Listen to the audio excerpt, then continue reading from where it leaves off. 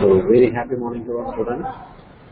Today we are going to see the Unit 3 Service Business 1, Chapter 11, Types of Banks. So வங்கிகளினுடைய வகைகள் அப்படி இன்னைக்கு பார்க்க போறோம். So the first one is introduction. So there are different types of banks performing different sets of functions. Though all type of banks deal in money, each type caters to the needs of different sectors. So there are different types of banks performing different sets of functions. So பல்வேறு வகையான வங்கிகள் பல்வேறு வகையான செயல்பாடுகளை வழங்கி வருகின்றன. Though all type of banks deal in money. So இருந்த போதிலும் கூட அனைத்து வகையான வங்கிகளும் பண சம்பந்தப்பட்டமான நடவடிக்கைகளில் மட்டும் ஈடுபட்டுக் கொண்டிருக்கின்றது. Therefore, a study of all types of banks is essential. So அதன் காரணத்தினால் ஒவ்வொரு வகை வங்கிகளை பற்றி அதனுடைய துறைகளின் தேவைகளை பற்றி பூர்த்தி செய்கின்றன. அதனால அனைத்து வகையான வங்கிகளை பற்றி அறிவது முக்கியம் பெறுகின்றது. Different types of banks can be understood by a glance at the chart given in this chapter 10. So உங்களுடைய புக்ல ஒரு டேப்லெட் காலம் மாதிரி சார்ட் மாதிரி ஃபார்ம்ல ஒரு ஃபுல் பேஜ்ல கொடுத்திருக்காங்க. So அததான் இங்க சொல்லியிருக்காங்க. Then first one is types of bank. வங்கிகளின் வகைகள். Banks can be classified as follows. First one, based on the functions of bank. So வங்கிகள் பின்வருமாறு வகைப்படுத்தப்படுகின்றன. So இதுல based on the functions of bank, செயல்பாடுகள் வங்கிகளினுடைய செயல்பாடுகளின் அடிப்படையில் வங்கிகளானது பிரிக்கப்படுகின்றன. Based on the status given by the RBI. So இந்திய reserve வங்கியால் வழங்கப்பட்ட தகுதியின் அடிப்படையில் பிரிக்கப்படுகின்றன, வகைப்படுத்தப்படுகின்றன. Based on the ownership pattern, உரிமையாளர்களுடைய முறை அடிப்படையில் இது பின்பற்றப்படுகின்றது. The first one is based on the function. So வங்கியினுடைய செயல்பாடுகளின் அடிப்படையில் வங்கிகளானது எவ்வாறு வகைப்படுத்தப்படுகின்றன. So first one is central bank. So மைய வங்கின்னு சொல்றோம். ஸோ மைய வங்கி நம்மளுடைய reserve bank of India. So இதை ஏற்கனவே நம்ம ப்ரீவியஸ் சாப்டர்ல 10ல பத்தி நாம இதை படிச்சிட்டோம் அப்படின்றதான் இங்க ரெஃபர் பண்ணிக்காங்க. Refer to chapter 10. Then second one is commercial bank சொல்றோம். வணிக வங்கிகள், கமர்ஷியல் பேங்க், வணிக வங்கிகள். So bank which accept deposits from the public and grant loan to traders, individuals, agriculture, industry, transport, etc. in order to earn profit.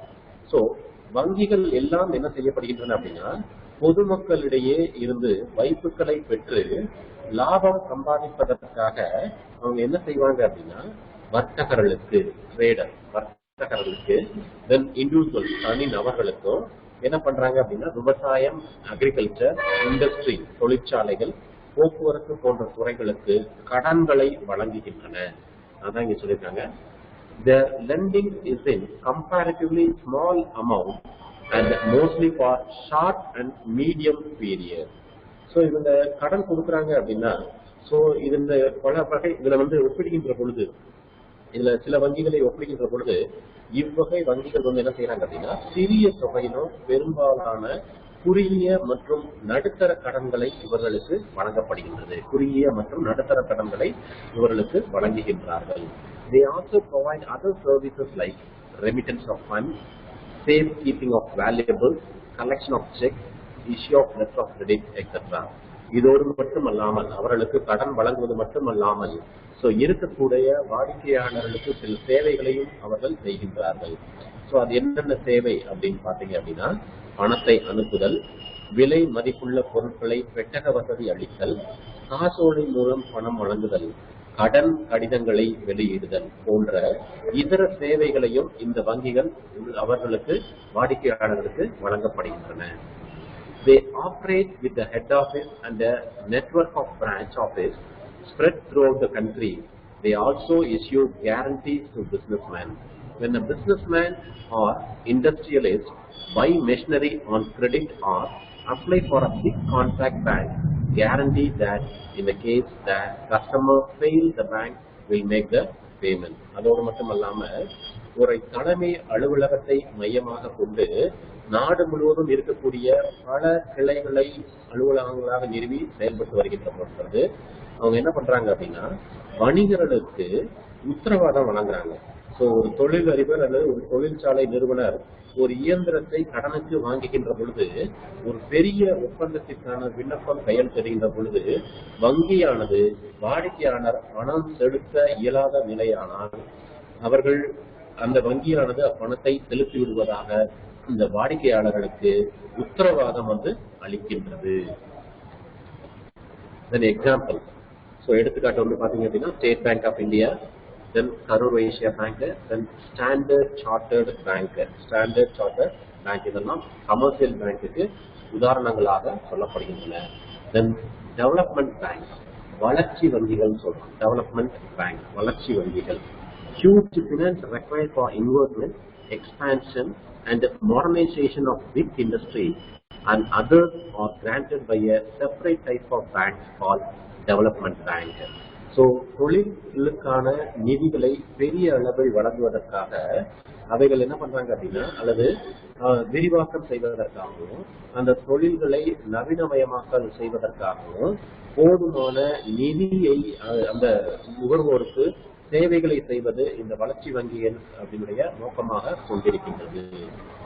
Then they are also called industrial banks. The objective of development bank is not a profit. So இதனுடைய நோக்கம் அடிப்படை நோக்கம் லாபம் ஈட்டுவதே கிடையாது. Their aim is to develop the country and create employment opportunities. அதே சமயத்துல இது நாட்டினுடைய பொருளாதாரத்தை வளர்ச்சியை செய்வதற்கும் அதே சமயத்துல வேலை வாய்ப்பை ஏற்படுத்தி கொடுப்பதுதான் இந்த வங்கியினுடைய முதன்மையான நோக்கமாக சொல்லப்படுகின்றது. Finance is provided by them for medium and long term ranging from 5 to 20 years. So இவங்க கடன் கொடுக்குறாங்க, நிதி கொடுக்குறாங்க. யாருக்கு? தொழில் முனைவோருக்கு. ஸோ என்ன பண்றாங்க அப்படின்னா மத்திய மற்றும் நீண்ட கால கடன்கள் கொடுக்கப்படுகின்றது. அந்த காலங்கள் பார்த்தா 5 ஆண்டுகளில் இருந்து 20 ஆண்டுகள் வரை இந்த கடன்களானது வழங்கப்படுகின்றன. So development bank do not accept deposit from the public. So இவங்க என்ன செய்யறதில்லை அப்படின்னா பொதுமக்களிடையே இருந்து வைப்புகளை பெறுவது கிடையாது. Do not accept deposit from the public. They subscribe the shares and debentures of the industry. They should technical and managerial consultancy service to the industrialists. So அப்ப இவங்க என்ன செய்யறாங்க அப்படின்னா பங்கு பத்திரங்கள் மூலமாகவும் கடன் பத்திரங்களில் இவர்கள் முதலீடு செய்கின்றன. So they provide technical and managerial consultancy service to the industrialists. அதே சமயத்துல இந்த தொழில் நிறுவனங்களுக்கு தொழில்நுட்ப மற்றும் நிர்வாக ஆலோசனை சேவைகளையும் இவர்கள் வழங்கி வருகின்றார்கள். So IDBI Bank, Industrial Development Bank of India, bank established as the Apex Development Bank in 1964 and was transformed into public sector commercial bank in 2004. So IDBI Bank வங்கியானது என்ன பண்ணாங்க அப்படின்னா அதாவது இந்திய தொழில் வளர்ச்சி வங்கியானது 1964 தலைமை வளர்ச்சி வங்கியாக நிறுவப்பட்டது. அப்புறம் 2004 பொதுத்துறை வணிக வங்கியாக இது மாற்றம் செய்யப்பட்டது. Currently it performs both development bank and commercial bank functions. So இந்த வங்கியானது என்ன செஞ்சிட்டு இருக்காங்க?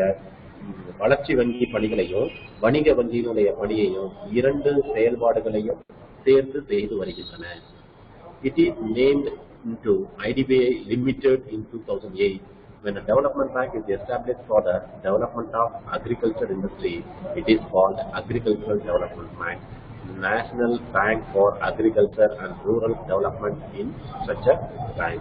So அதுக்கப்புறம் என்ன பண்ணாங்க அப்படின்னா 2008 இந்திய தொழில் வளர்ச்சி லிமிடெட் என்ற பெயர் மாற்றம் செய்யப்பட்டது.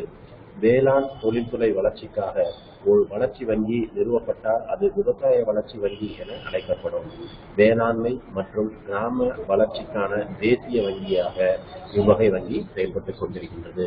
ஸோ இதை ஷார்ட்டா நம்ம என்ன சொல்லுவோம் அப்படின்னா நபார்ட்னு சொல்லுவோம். NABARD, national bank for agriculture and rural development bank. So in short we call it as NABARD. So examples பாத்தீங்கன்னா இதுக்கு எடுத்துக்காட்டு வளர்ச்சி டெவலப்மெண்ட் பேங்க்கு எடுத்துக்காட்டுக்கு industrial finance corporation of India, in short we call it as IFCI. Small Industrial Development Bank of India, in short we call it as SIDBI. Then Mutra Bank for the development of micro industry. So சிறு தொழில்களுக்கு கடன்கள் வழங்குவது. The next one is cooperative bank, கூட்டுறவு வங்கிகள் சொல்றோம். So all cooperative bank in India are owned by its customers or members who are farmers, small traders and others. So இந்தியாவில் இருக்கக்கூடிய அனைத்து கூட்டுறவு வங்கிகளும் பார்த்தீங்க அப்படின்னா வாடிக்கையாளர் அல்லது அவருடைய உறுப்பினர்களுக்காக உள்ள விவசாயிகள், சிறிய வர்த்தகர் போன்றவர்களுக்கு சொந்தமானதாக சொல்லப்படுகிறது. Cooperative bank in India are either urban based or rural based. So இந்த கூட்டுறவு வங்கிகள் வந்து பாத்தீங்க அப்படின்னா நகர்ப்புறங்களையோ அல்லது கிராமப்புறங்களையோ அடிப்படையாக கொண்டதாக இது சொல்லப்படுகின்றது. Rural cooperative banking structure in India has 3-tier loans. For both these structure, the apex body in National Bank for Agriculture and Rural Development, in short we call it as NABARD. All cooperative banks in Tamil Nadu was registered under the Tamil Nadu Cooperative Society Act 1983. So இந்தியாவில் இருக்கக்கூடிய கிராமப்புற கூட்டுறவு வங்கி அமைப்பானது குறுகிய கால கடனுக்காக 3 அடுக்கு கட்டமைப்பு 3-tier 3 அடுக்கு கட்டமைப்பு மற்றும் நீண்ட கால கடன்களுக்கு 2 அடுக்கு கட்டமைப்பு கொண்டுள்ளதாக அட்டவணைப்படுத்தப்பட்டுள்ளது. அதே சமயத்துல வேளாண்மை மற்றும் கிராமப்புற வளர்ச்சி தேசிய வங்கி இந்த 2 கடன் கட்டமைப்புகளையும் தலைமை அமைப்பாக செயல்படுகிறது. ஸோ தமிழகத்தில் உள்ள அனைத்து கூட்டுறவு வங்கிகளும் பார்த்தீங்க அப்படின்னா தமிழ்நாடு கூட்டுறவு சங்கங்கள் சட்டம் 1983 கீழ் பதிவு செய்யப்படுகின்றன. They are controlled by both RBI and the state government.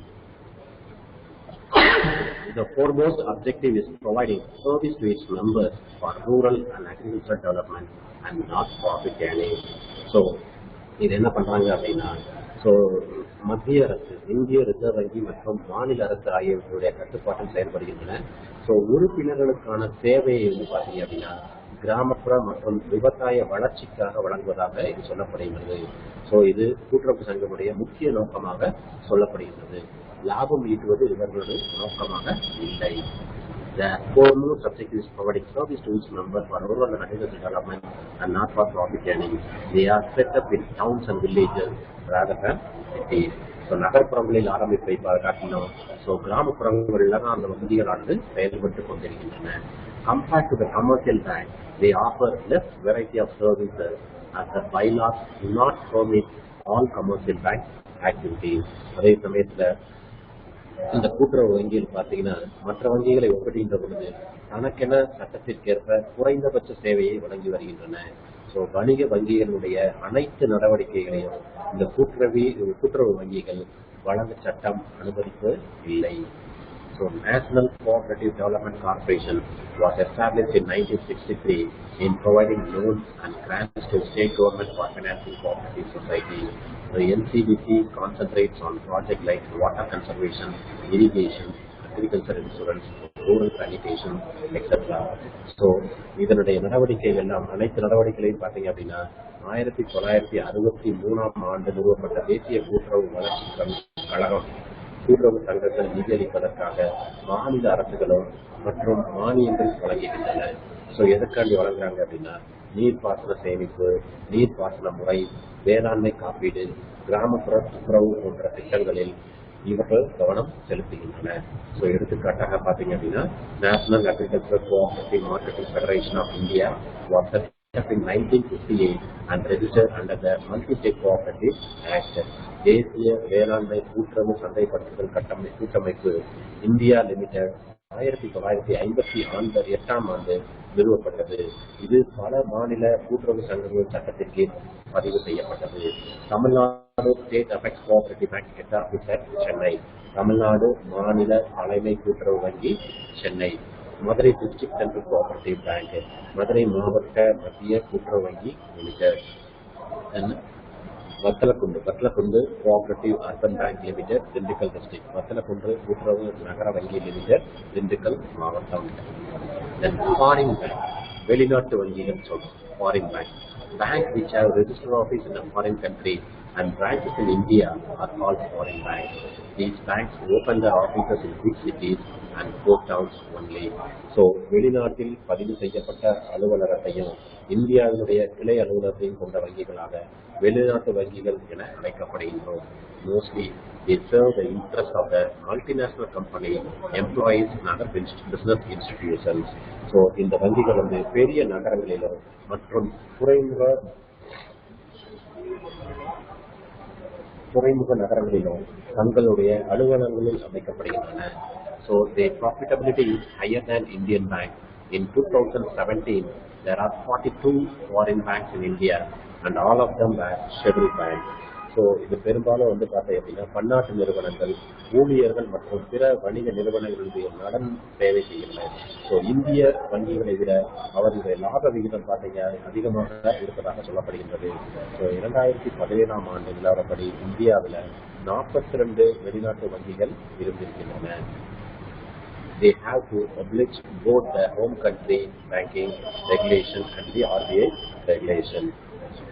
ஒரு வெளிநாட்டு வங்கிகள் தங்களுடைய சொந்த நாட்டு வங்கிகள் விதிமுறைகளையும் இந்திய ரிசர்வ் வங்கியுடைய விதிமுறைகளையும் பின்பற்றி நடக்க செய்கின்றன. ஸோ இதுக்கு example bank of America, the USA, then Barclays Bank, the UK, then Deutsche Bank, Germany. So இதெல்லாம் வந்து ஃபாரின் பேங்குக்கு எடுத்துக்காட்டாக சொல்லப்படுகின்றன. So with that we can see in the next class. Thank you.